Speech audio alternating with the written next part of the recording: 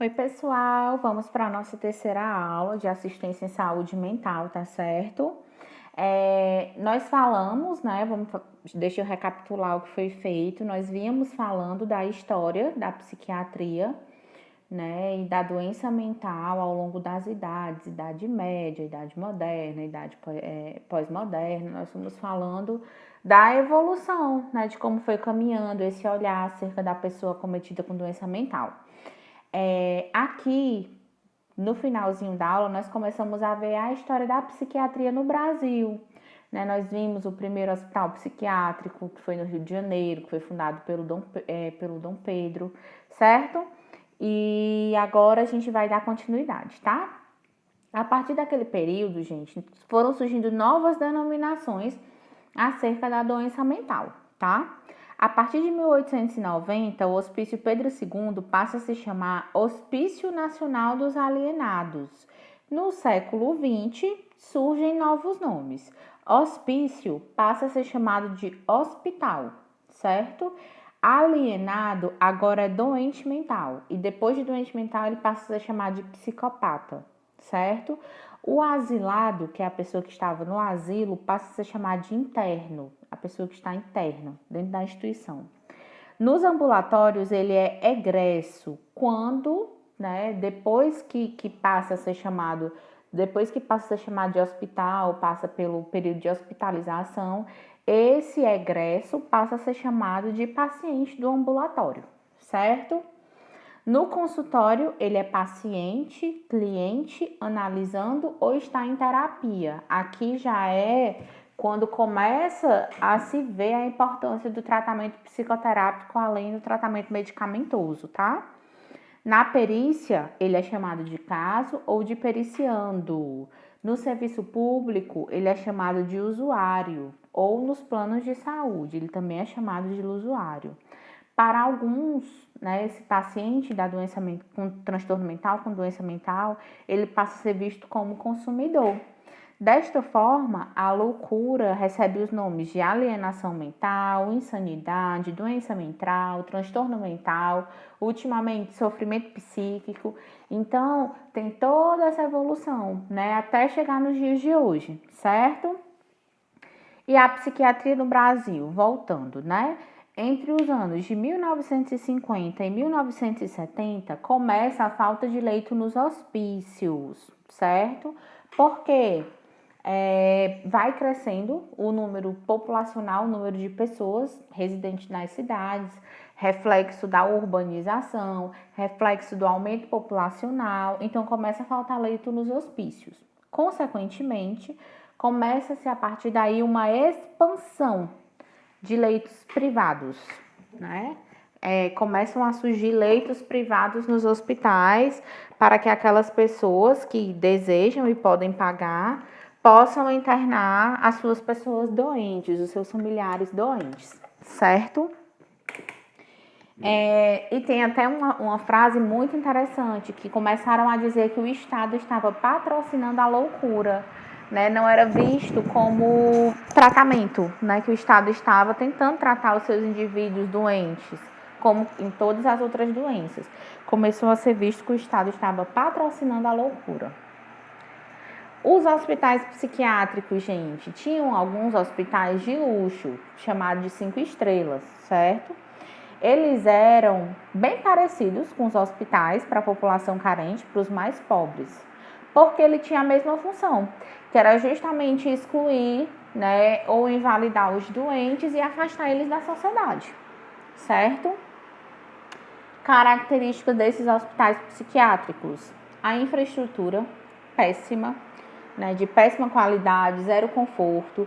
Os banhos eram coletivos, os pacientes não tinham direito, né, a tomar seus banhos individualmente.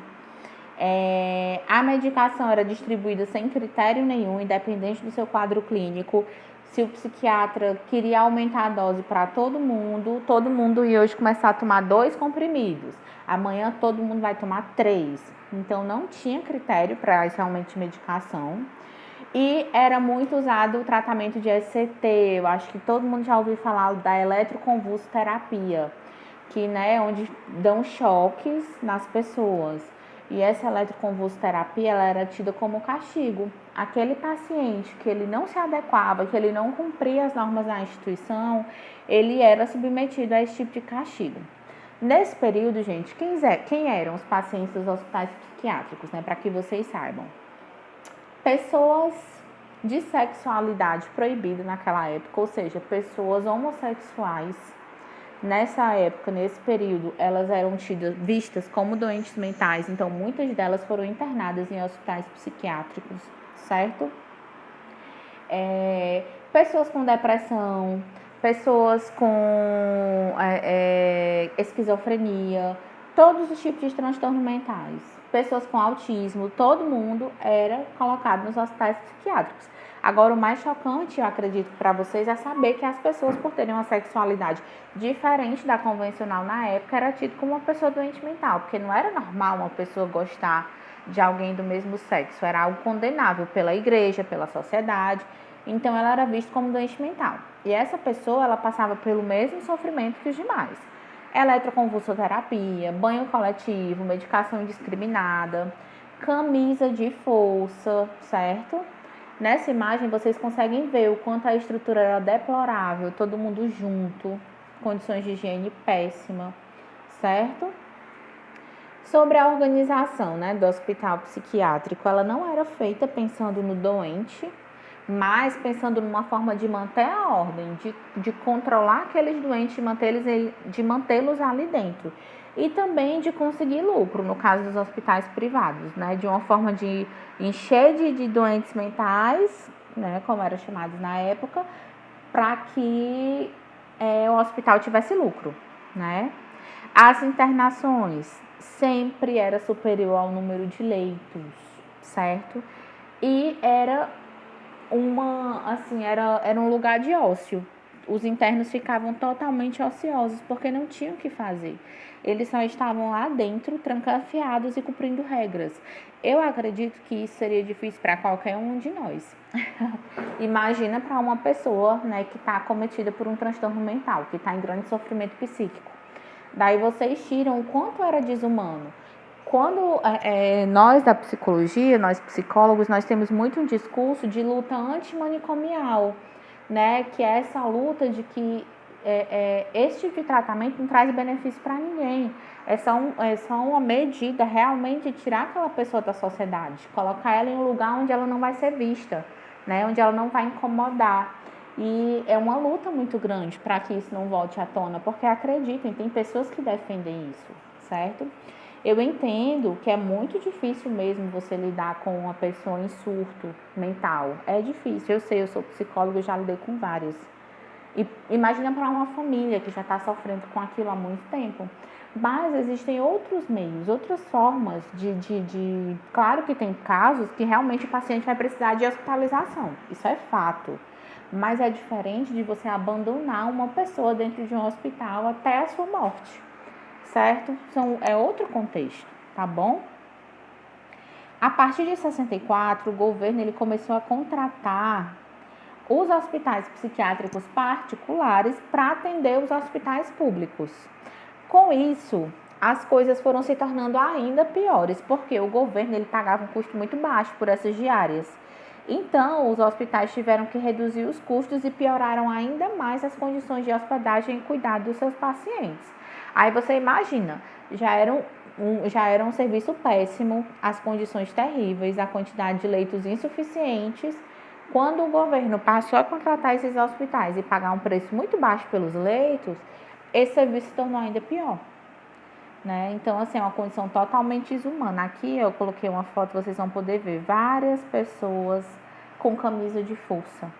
Né? Aí você imagina para uma pessoa que está em sofrimento psíquico, que não é compreendida, que nunca tinha sido ouvida, ser colocada numa condição dessa, gente. É algo, assim, terrível de saber que isso existiu, né? Eu não sei vocês, mas, assim, eu quero que vocês façam uma pesquisa, tá? Perguntem aos seus familiares se alguém da família, o avô, bisavô, tio, primo, já passou por uma internação psiquiátrica, né? E o que é que essa pessoa conta desse período? Eu tenho um familiar que passou por vários hospitais psiquiátricos, né? E essa pessoa, ela já faleceu e ela contava tudo que ela tinha passado.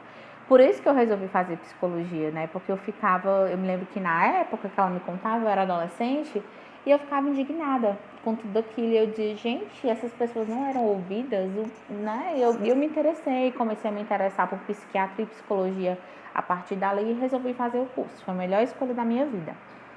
E é isso, né? A gente tem que lutar para que isso não aconteça de novo, para que não voltemos para esses tempos sombrios, né? Aqui nenhum direito humano era respeitado, né? E as individualidades dessas pessoas e as subjetividades e os direitos que elas tinham não eram respeitados, nenhum, certo? Em 1960, o Franco Basaglia, ele começa a questionar a existência dos hospitais psiquiátricos, né? Ele começa a problematizar e a questionar isso aí. Em 1978, foi aprovada uma lei proibindo a criação de novos hospícios. 78, gente. Estão vendo? Eu acho que aqui as mães de vocês, talvez, já eram nascidas. Só para vocês terem noção, viu? Foi aprovada uma lei proibindo a criação de novos hospícios e a substituição desses hospícios por pensões protegidas, por lares abrigados, por hospital-dia, por leitos psiquiátricos em hospital geral. Por exemplo, hoje, né, quando a gente tem um caso de um paciente em surto mental, que a medicação ali não resolve, esse paciente ele é encaminhado para um hospital geral que tem leito psiquiátrico. Hoje, o hospital referência nesses leitos aqui é o Hospital de Messejana, na parte de saúde mental, certo? Em 87, foi criado o primeiro CAPS do Brasil. O CAPS, gente, é o Centro de Atenção Psicossocial, certo? Ele foi criado em São Paulo. E os NAPS, e o INAPS em Santos, tá bom? Na cidade de Santos, que também é no estado de São Paulo.